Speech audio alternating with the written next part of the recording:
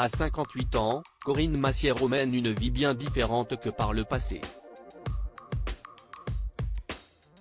Il faut dire qu'elle est auréolée de l'immense succès populaire de la série policière Capitaine Marlowe.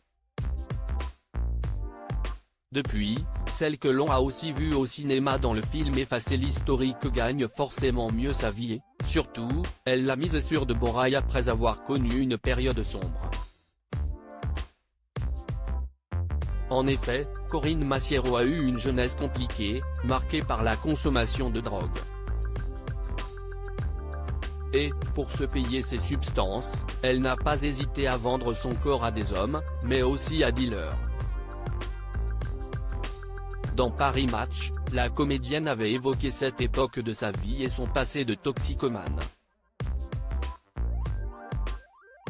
Tu vis dans les vapes, tu piques du zen, tu te grattes, tu vomis.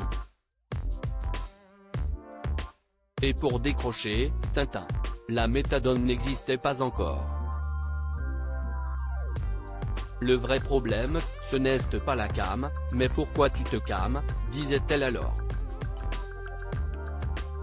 Et le magazine d'apporter quelques précisions supplémentaires sur la manière dont Corinne Massiero s'organisait pour pouvoir s'acheter de quoi se droguer, pour payer sa dope, elle satisfait les plaisirs à sens unique, dit-il un peu.